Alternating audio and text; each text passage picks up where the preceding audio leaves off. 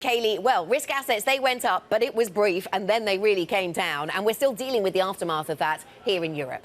Yeah, it wasn't necessarily a hawkish decision, but it was definitely a hawkish press conference, Anna. Jerome Powell making it clear that it's not about the journey, it's about the destination, and the end destination may be a higher terminal rate than we all previously thought. So that definitely weighed on sentiment in the U.S. yesterday. It continued to weigh on sentiment in Asia overnight. The MSCI Asia Pacific Index as a whole down more than 1.5%. In addition to just the Fed overhang, there was also a bit of cold water thrown on the rally and the idea that COVID zero policy may be on its way out in China. China's top health body reiterating its commitment to COVID zero policy. So that whole reopening thing may not be happening anytime soon. As a result, a basket of Chinese reopening stocks was underperforming, down about 3% in the overnight session. Then in the bond market, no surprise given the hawkish commentary out of the Federal Reserve. We saw Treasury yields moving higher yesterday, and we've really seen global yields follow suit. We saw a follow-on move in Australia and New Zealand. The 3-year Australian yield and 10-year New Zealand yield each up more than 11 basis points in the overnight session, Creedy.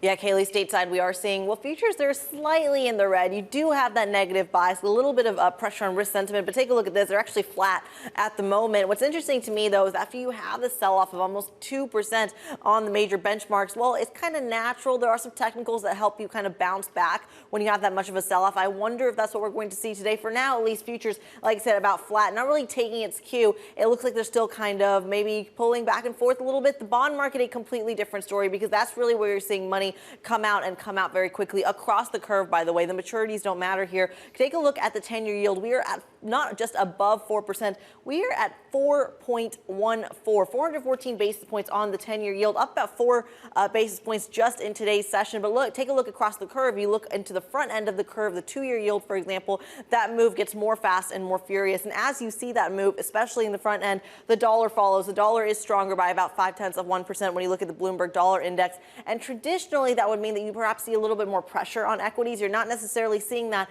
but you are seeing some pressure in the crude space. Remember, NYMEX crude trading at an 88 handle, down about 1.5%, Anna.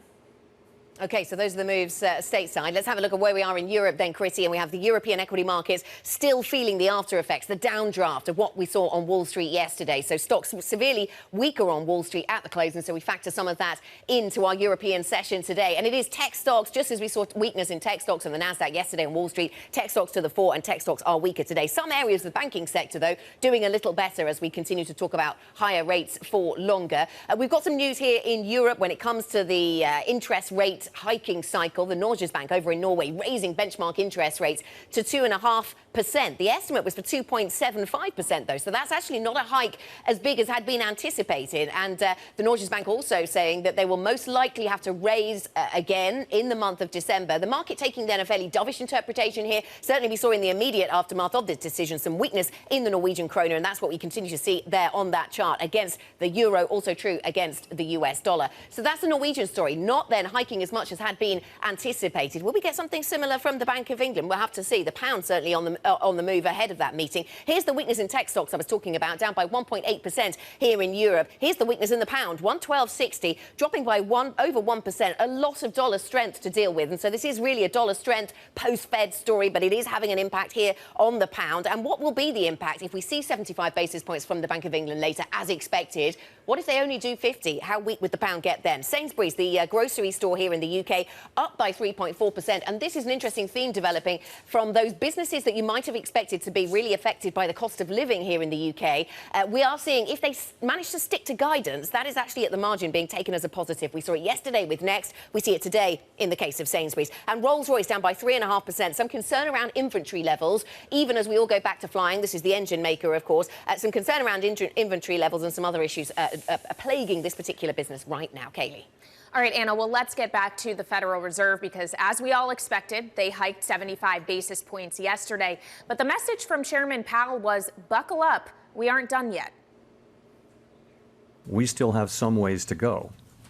And incoming data since our last meeting suggests that the ultimate level of interest rates will be higher than previously expected. Bloomberg Markets editor Valerie Teitel is joining us now for more. So, Valerie, no doubt about it, Powell had his hawk out yesterday. So why did the stock market initially rally higher after the statement and then he slapped that down? Yeah, we spent a gut-wrenching 30 minutes thinking that Brainerd might have made some friends. There was an addition to the FOMC statement, and this one line really jumped out at us. The cumulative tightening of monetary policy will be taken into account when they analyze their hiking pace. Now, we spent 30 minutes thinking that this Brainerd pause, maybe she's made some friends on the council, maybe this is the new norm for the Fed, talking about the risks of hiking too rapidly and a need for pause due to the lags at which monetary policy affects the economic activity of the U.S. But look, make no doubt, Powell came out swinging in his press conference, and he made 4 clear hawkish signals. We have some way to go before we're getting sufficiently restricted. The terminal rate higher than previously expected. This one really hit the equity market and made it turn an about face. And then again, he's reiterating it's premature to talk about the pause. So thinking that this Brainerd pause might have gotten some friends on the council, well, that was a bit dismissed then. And then again, he reiterated over and over again that their preference is to over tighten. They see the risks of under tightening higher than over tightening, and that sure shook the market. The one thing that we're now seeing is that the terminal rate is ratcheting higher. We hit a benchmark of 5% 2 weeks ago, but now you can see that it's not just 5% peak, but we're pricing in now a 5% yield out entire across the 2023 euro-dollar curve. Now this ratcheting higher of the terminal rate, that is going to keep the dollar strong, and we know that this is only going to ratchet higher than 5. Maybe we'll get to 5.25, maybe 5.5 after the NFP print on Friday. If that comes in strong, the expectations of Fed hiking and especially the terminal rate next year is going to ratchet higher, keeping pressure on the dollar. Okay, yeah, absolutely. That upward pressure clear to see this morning. Valerie, thank you very much. Valerie Teitel with the latest on the market's response to the Fed. Up next is the Bank of England, of course, which is expected to deliver its biggest increase in interest rates in 33 years today. A 75 basis point hike is almost fully priced in by money markets. Bloomberg's Lizzie Burden joins us now with a preview of what we can expect. Lizzie, good morning to you. So a lot has changed, of course, since the last time we heard from the Bank of England. What do we expect? A lot's changed. What an understatement. We've got a new Prime Minister, a new Chancellor. Trussonomics has been ripped up. It means the Bank of England's got less to do in the inflation-fighting mission. There was a point when markets were pricing 200 basis points of hikes between meetings, an intra-meeting move, and today. Not so anymore. Now markets see almost 75 basis points. That's what economists expect. We did see the Bank of England riding to the rescue of the pension funds with the emergency intervention. The drama's over, it seems. 75, though, still quite big. That's because we've got double-digit inflation, labour market tightness, but it's likely to be surrounded by hawkish hints in the presser, in the minutes. In the forecast, we're likely to see inflation coming down. Why? Because of the impact of higher mortgages, the impact to sentiment of all this turmoil, and also, of course, because we've got that fiscal statement coming up on November the 17th. The more tightening the Treasury will do, the less the Bank of England needs to do. Lizzie, the BOE started active gilt sales this week. Could we hear more about quantitative tightening at the long end of the curve? I mean, active gilt sales have started this week and it's gone pretty well for the Bank of England. I can't see them wanting to rock the boat at this stage. Economists I speak to say that they're not expecting more details about how they're going to deal with the long end today. But that's also partly because the governor's going to want to make interest rates the active tool. That was part of the mission. So perhaps we will, but I'd be surprised. All right, Bloomberg's Lizzie Burden, looking forward to your coverage throughout the day on the BOE. Thank you so much. Now let's turn to corporate news. Bloomberg has learned that Elon Musk plans to eliminate about 3,700 jobs at Twitter, or about half of the current workforce. This coming as Cathie Wood of ARK Invest says she's turning bullish on the company, speaking exclusively with Bloomberg's Tom McKenzie at the Web Summit in Lisbon.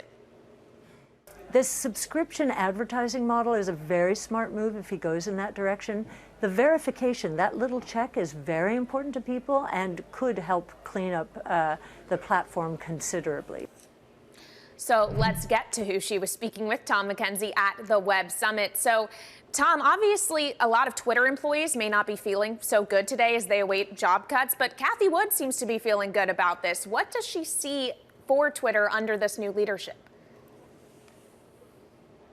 Yeah, this is one fan of Twitter, and of course she's divisive in her views. She's though treated like something of a celebrity superstar here at Web Summit, but her views on Twitter arguably have changed because at the beginning of this year her funds were actually selling off Twitter. Now she revealed to us in this exclusive interview that in fact via a public-private fund she has a small position in Twitter under Elon Musk, about $1 million. So she said she wants to expand that. To your question about what she sees in this company under Musk, she said, look, you could get to a point, and she drew on his experience at PayPal, where this becomes a super app with banking services, with finance services built into it. And that is where she sees the optimism. She talked about the fact that she supports him in terms of that subscription model, $8. Again, that's proven controversial. Interestingly, we're also talking to Sir Martin Sorrell, previously, of course, the founder of WPP, the world's biggest advertising agency. He said content and standards is still key for advertisers on Twitter. They want more certainty on that front. But for now, what we're hearing from Cathie Wood is she's supportive of Musk's plans. Well, Cathie wasn't the only high-profile guest you spoke to yesterday. The First Lady of Ukraine was there as well. Tom, what was she doing headlining a tech summit? Yeah, interesting. Surrounded by armed security, very tight security for very obvious reasons. What she was trying to get across to the Web Summit here was her message that she wants the tech community, investors, innovators, entrepreneurs to be involved in Ukraine in a positive way. She said, it's time now for you to take sides. We have some sound from her. Take a listen to our interview then with the First Lady of Ukraine. Technology is a powerful force. You just have to decide whose side you're on, because the technology can destroy and murder, but also technology can be a saving grace for the children who need new limbs, for example, and also for the medical supplies, for energy, for the communities. So that's the key message I've got. It's time for it's a very powerful force. You just have to decide which side you're on.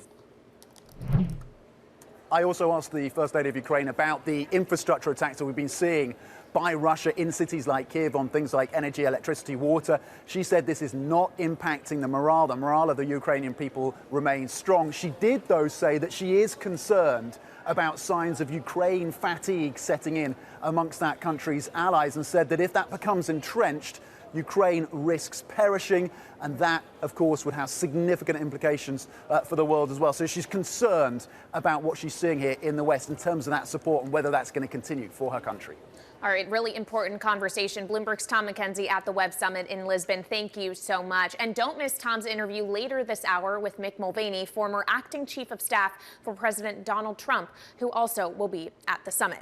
All right, well, let's get back to the equity markets and take a look at some stocks moving in pre-market trading here in the U.S. We mentioned earlier the cold water thrown on the whole China reopening speculation after the top health body said they are still committed to COVID-0 policy. So as a result, the U.S. listings of big Chinese companies are under pressure in early hours. Alibaba, JD.com, Baidu, each down in the ballpark of 1.5% to 2.7% in the case of JD. Another big mover to the downside is Qualcomm, the biggest maker of smartphone processors. It gave a much weaker than expected revenue forecast. It's getting the hit from COVID-0 policy in China, but also just the broader economic slowdown that is weighing on the smartphone market. So as a result, it is down nearly 7%, and it is an even bigger move for another company. Roku, the streaming company, also gave a weak forecast. It is feeling the hit as well from a slowdown in advertising spending. We have heard this from so many companies in recent weeks, but it is taking a big hit as a result, down about 19% before the bell, Anna.